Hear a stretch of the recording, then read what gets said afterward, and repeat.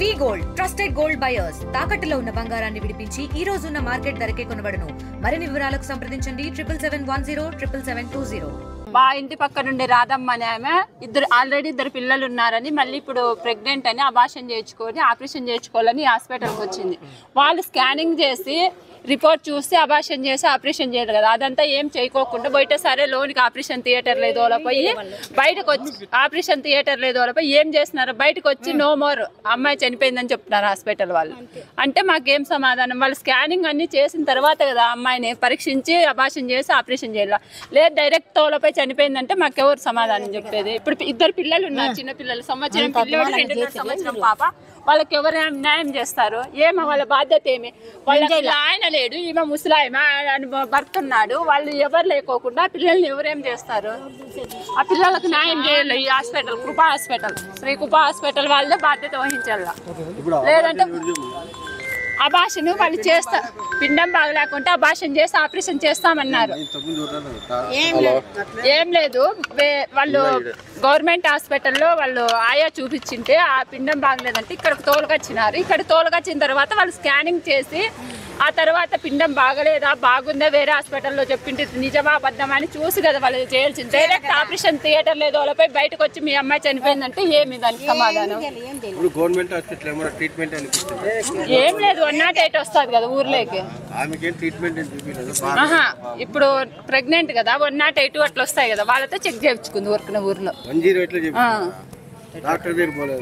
ఇక్కడికి వచ్చినాం కదా, వీళ్ళు టెస్ట్ చేస్తే కదా ఆపరేషన్ థియేటర్ తోలుకోవాల్సింది. వీళ్ళు ఏం చేయకుండా డైరెక్ట్ తోలపై మీ అమ్మాయి చనిపోయిందంటే సమాధానం అట్లా ఆపరేషన్ చేసేటట్టుగా మాట్లాడినాం. లోపల బేబీ బాగాలేకపోతే అట్లా ఆపరేషన్ చేసి ఇట్లా సిజరీ ఇట్లా ఆపరేషన్ చేయించి పిల్లలు లేకుండా పిండం బాగాలేకపోతే లోపల అని వచ్చినాము. దానికి ఇప్పుడు పొద్దున 7:30కి వచ్చినాము. అసలు డైరెక్ట్ హాస్పిటల్కి పోయిండేది లేటు, అట్లా పిలుచుకోము. అసలు మన ఇచ్చిన రిపోర్ట్ చూడలే, ఏంటివే కానీ చూడలే, ఏందే కానీ చూడలే. అతను డైరెక్ట్గా ఏంది చెక్ చేయలేదు, డైరెక్ట్ ఆపరేషన్ థియేటర్కి. చెవెళ్ళ నుంచి రాధమ్మ అనే పేషెంట్ వచ్చారు 3 days బ్యాక్. ఆమెకు చాలా తక్కువ ఉంది, ప్లస్ ఆమె ఏదేదో కొన్ని ట్యాబ్లెట్స్ అంతా వేసుకుంది, బ్లీడింగ్ అవుతుంది, కడుపు నొప్పి అని వచ్చారు మన దగ్గరికి. అది వేరే బయట ఏదో మాతి హాస్పిటల్లో స్కాన్ చేయించుకొని వచ్చారు. ఆ స్కాన్ చూస్తే ఇంకా లోపల ఇంట్రాఇటరెంట్ డెత్ అనేది ఉండడం వల్ల నేను చేయలేను, బీపీ తక్కువ ఉంది అని పంపించాను. వాళ్ళు ఆశా వర్కరు వాళ్ళు ఫోన్ చేసి సార్ మీరే చేయండి అది ఇది అని చెప్పడంతో సరే రండి అని ఈరోజు రండి అని చేస్తే లోపల ఆల్రెడీ ఇంటర్నల్ బ్లీడింగ్ ఎక్కువ ఉంది. ఇంటర్నల్ బ్లీడింగ్ ఎక్కువ ఉండడం వల్ల పేషెంట్ హెమరేజిక్ షాక్లో పోయి టకికార్డియా వచ్చి చాలా సీరియస్గా ఉన్నారు. వాళ్ళకి చెప్పాము బ్లడ్ తెచ్చుకొని ఉంటే కొంచెం లేట్ అయింది బ్లడ్ తెచ్చేది అయినా లోపల ట్యాబ్లెట్ వేసుకోవడం వల్ల అయిన బ్లీడింగ్తో మనకు కంట్రోల్ చేయలేకపోయాం. ఆ 15 రోజుల ముందే ట్యాబ్లెట్ వాడింది, చాలా ట్యాబ్లెట్లు వాడింది ఆమె.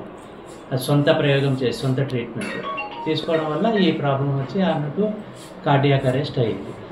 ఇప్పుడు మీరు ఆపరేషన్ అయిన తర్వాత చనిపోయింది, ఆపరేషన్ చేసేటప్పుడు ఆపరేషన్ అయ్యి కుట్లు కూడా వేసేసినాము.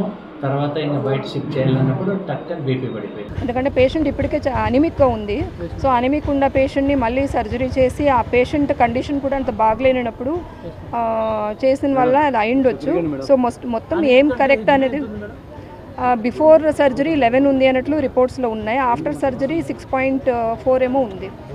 సో అనిమిక్ ఉంది అంటే ఎక్కువ రక్తం పోయిన వల్ల తను 6.4 ఉంది. ఆ బ్లడ్ కూడా నేను అరేంజ్ చేసుకున్నాను అని అంటున్నారు. సో ఏమున్నా కూడా ఆఫ్టర్ పోస్ట్ మార్టమే కరెక్ట్గా మేము చెప్పగలం. It's haemorrhagic shock as well as sepsis కూడా ఉంది.